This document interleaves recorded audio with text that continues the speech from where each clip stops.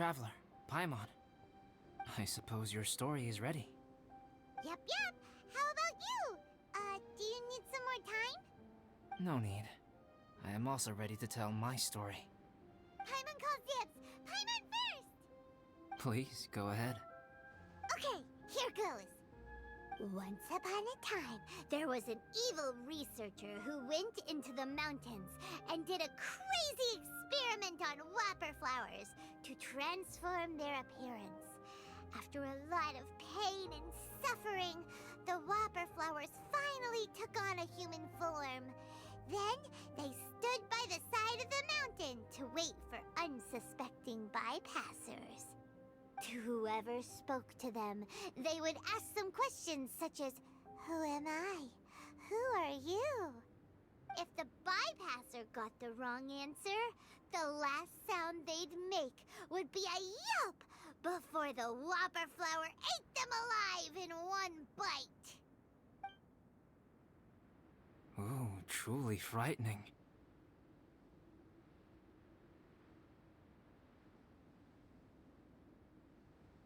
What the? You two aren't scared at all! Don't go nitpicking, okay? If you didn't like the story, go write your own!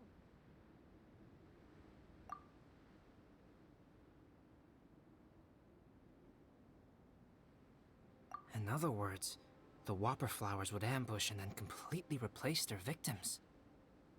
And then what? Go back to where the person lives? Enter their home? Eat their whole family? Paimon made up this story, but now Paimon's the one who's scared by it. It's a good story. Oh, may I write it down? I may bring it up in future conversations. What for? Just to scare people with? Yes. You've got a real mean streak, Albedo. Mine is a little longer than yours. It starts with an alchemist. A great alchemist once created Subject 1. Subject 1 was her proudest achievement, and successfully blended into human society. No one ever would have thought that this friend of theirs was in fact a synthetic human. However, unbeknownst to Subject 1, the alchemist had tried the same experiment many times before he had come into being. Some of the rejects from failed experiments had been discarded, but had not died. Subject 2 was one such failed experiment. He was swallowed by a great dragon that came to rest upon a snow-swept mountain. Many years later, he was resurrected by the dragon's mysterious power. He saw all kinds of people on the mountain, including Subject 1, who had somehow miraculously blended in among them. Never in Subject 2's wildest imagination had he thought it possible for experimental life forms such as they to deceive everyone so successfully. He saw the way humans accepted Subject 1 as a friend, witnessed their affection as they addressed him by name. This was what Subject 2 wanted. Now, all that Subject 2 desired was to replace Subject 1 and take the joy of his existence for himself. This is giving Paimon the chills. So scary. Subject 2 began to unfold his plan. He stole Subject 1's books and notes, and studied all that Subject 1 had learned from the alchemist. Subject 2 was highly intelligent, and he learned quickly. He changed his face into an exact replica of Subject 1's face. Then, he found a plant with mimicry capabilities, and transformed it using dragon blood and alchemy.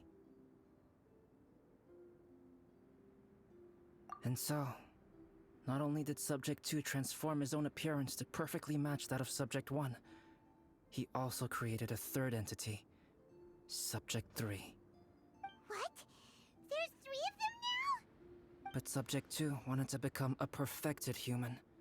So, he erased a mark on both his and Subject 3's necks. For these marks were symbols of imperfection. In my view, it was probably a subconscious act, an instinct. He so desperately craved to become a perfect human being that he forgot something. Human beings are defined by their flaws. Subject 2's plan was meticulously crafted. Subject 3 would draw Subject 1's attention. After Subject 1 disposed of Subject 3, he would assume the threat had now disappeared and would let his guard down. The next moment that Subject 1 was alone, Subject 2 would make his move. He would eliminate Subject 1 and become the only one remaining. He would secretly replace the Subject 1 of everyone's memories and inherit his identity, residence, clothing, sword, name, and friends. People would have no idea that the individual they knew had become somebody else from one day to the next. This is way too scary. Paimon's never gonna be able to trust anyone again. But just before Subject 2 could carry out his plan, a unique stranger entered the mix. Subject 2 tried to make contact with this person, but found that they could somehow sense he was different from Subject 1.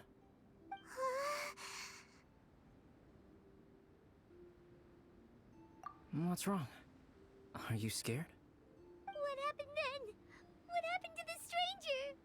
He became a new stage in Subject 2's plan. One more person that Subject 2 had to dispose of. It's as if there were 3 identical roses in a garden.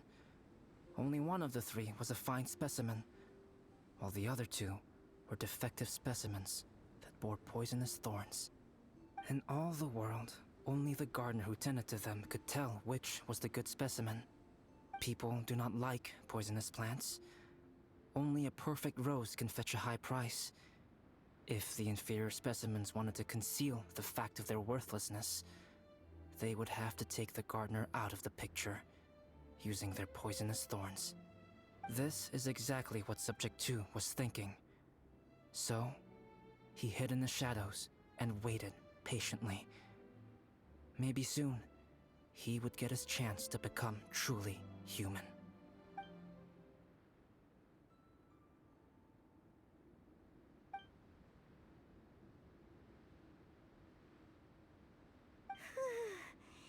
That was intense! So what happened after that?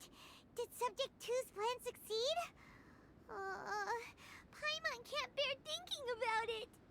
Fortunately, it is just a story. And even in this story, Subject 2 did not succeed. But you can never let your guard down on Dragonspine. Monsters mutated with Durin's power and blood are also creatures of Rhine-Daughter, just like me.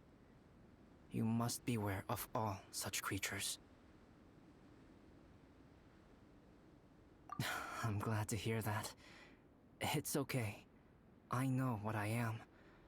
You and I are both different, so there is no need for me to hide the truth from you. The only thing is that sometimes, when I think about how mighty the power of alchemy is, I feel so small. As beings who set foot in this world, how arrogant are we in desiring to control our destiny, and in desiring to create?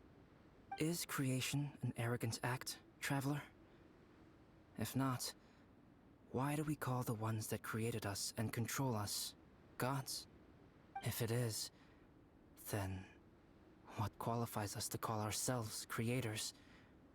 How far must we take our reverence and respect, and what purpose does it serve? Nothing special, but whenever I think about it, I feel a twinge of grief. Poor Albedo. Hello? Traveler, are you here? Hey, is that Amber? Thought we might find you here. We're here to deliver a message from Cyrus. There's gonna be a big event down at the base camp, and they want you there too, Traveler. Winter camp is nearing its end. Apparently, even provisional instructors are required to attend. Looks like we need to go, Albedo. Bye for now. Then I won't keep you. I have some things to attend to here, so forgive me for not seeing you down. Don't worry about it. There have been no issues getting up and down the mountain recently. Is everyone ready? Let's not keep them waiting.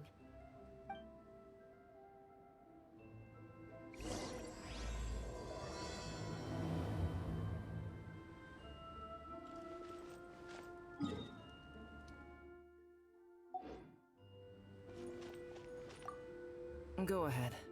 You're one of their instructors, no?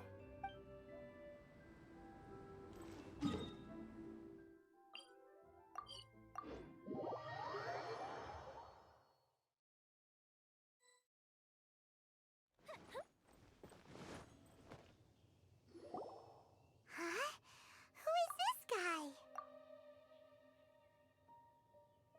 Allow me to introduce Yozerf.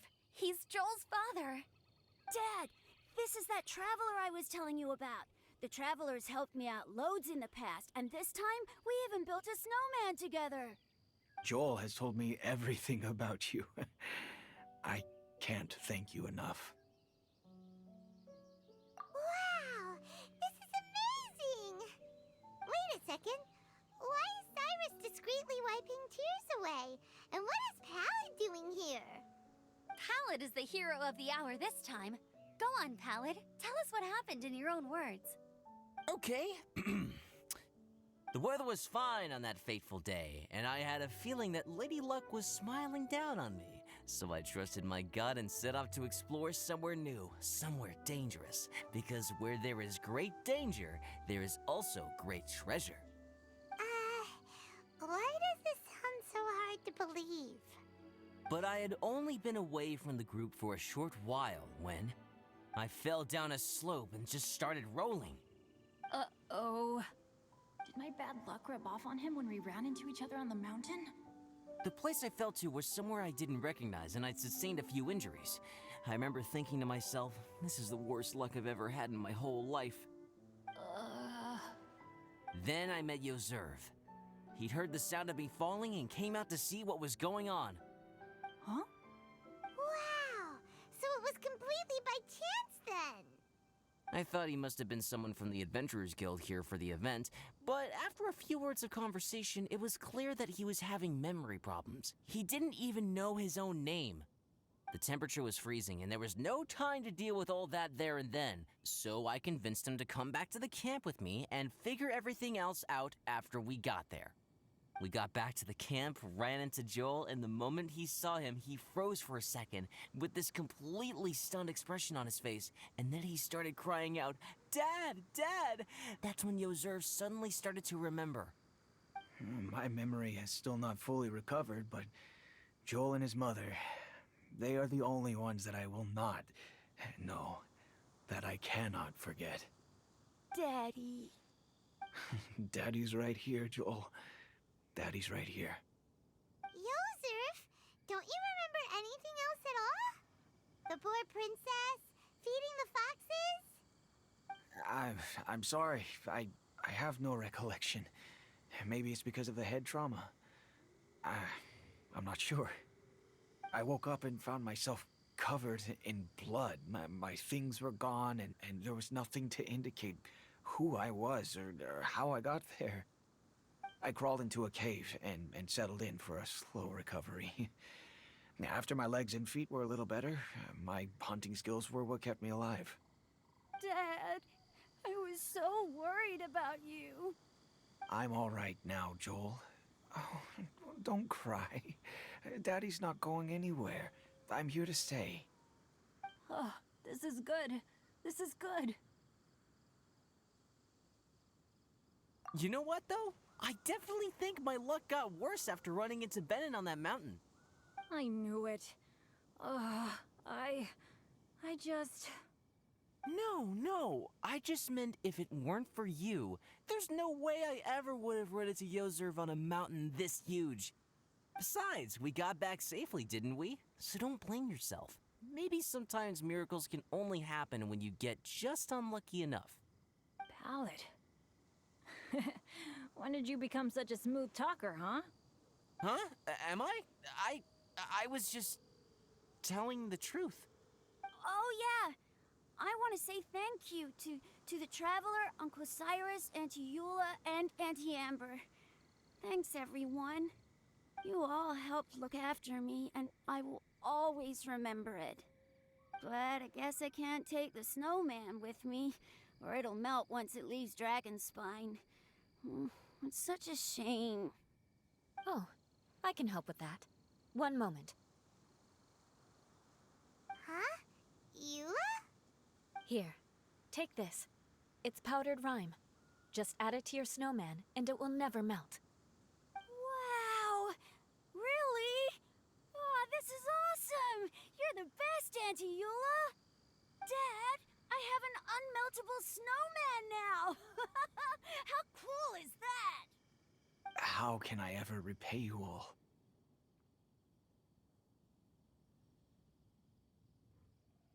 Thank you all. Thank you from the bottom of my heart. Dad, I want to go move the snowman. Can we do it now, please? Okay, I'll be leaving with Joel now. I'm sure I'll see you all another day. Very well, very well. It's time for Pallet and I to have another discussion concerning his breaches of adventurer discipline. Huh? But Cyrus, I think I kind of made up for my mistakes this time, you know? See you guys! Oh, I made this for you and Amber. Think of it as a winter souvenir. Aw, are you sure? This must be really important to you. Come on now, just take it. No need to make such a fuss. Wow! Now our snowman won't melt either! Great!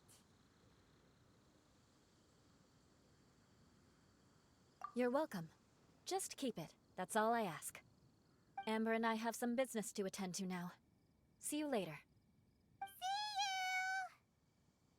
you! Everyone's gone. Seems like they've all got their own stuff to do now. Oh! You know what? We've been on Dragonspine all this time, and somehow Paimon still forgot to ask Albedo about how to make a fruit juicifier machine that could keep the juice fresh.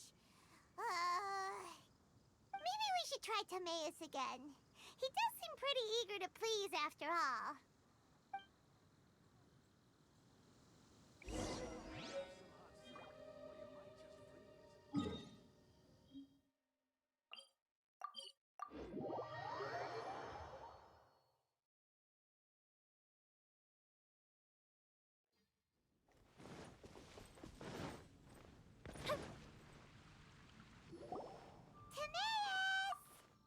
Traveler and Paimon, what can I do for you? Wait a minute. You've got that mischievous look on your face. Oh, you're not still thinking about that ridiculous juicer thing, are you? Timaeus, will you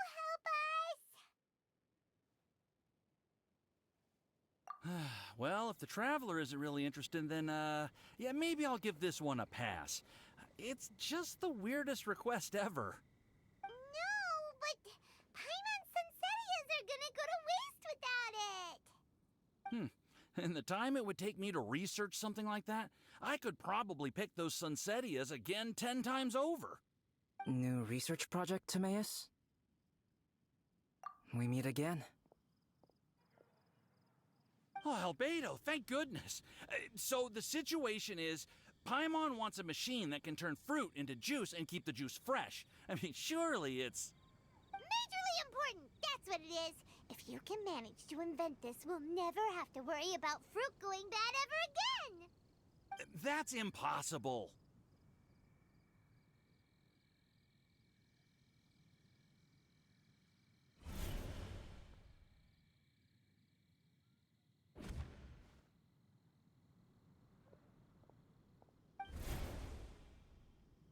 Turning fruit into juice is not hard, but keeping it fresh is more difficult.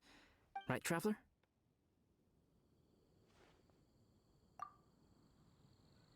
What about his neck? What's wrong? Is there something on my neck? From the look on your face, it's as if you thought I just played a practical joke on you that was an exceedingly poor take. Albedo, you were saying? Well, one way would be to bury your fruit on Dragonspine, where the snow never melts all year round. But then Paimon won't be able to eat them! You could always live on Dragonspine. No, too cold for Paimon. Or you can give the fruit to me, and I would take it to Dragonspine for you. But since you don't like the cold, you'd have to send someone else to pick them up when you want them. This is where you come in, Traveler. all the work. Okay then, shall we go with that idea? Fruit buried on Dragonspine will stay fresh for much longer. However, it is also possible that the fruit will sprout and grow into fruit trees. Who knows? Maybe the next time you visit, it will have grown into an orchard. You can water the trees, add fertilizer, and when they finally bear fruit, you will have some fresh sunsettias. No way! Then Paimon will have to be a gardener. That's not the goal here. Oh? Well, I don't think being a gardener is so bad.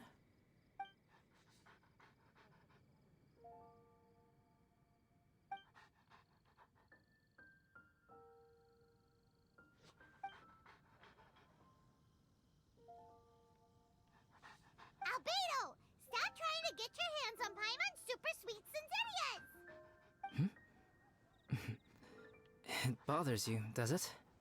Of course it bothers Paimon! They are the rarest, super duper sweetest Sensettias ever! And they're not for you! Okay, but they're just Sensettias. I think you're only so attached to them because you don't have much fruit of this quality in your possession. When someone's pockets are full and their spirit is fulfilled, they don't easily fall prey to this kind of yearning.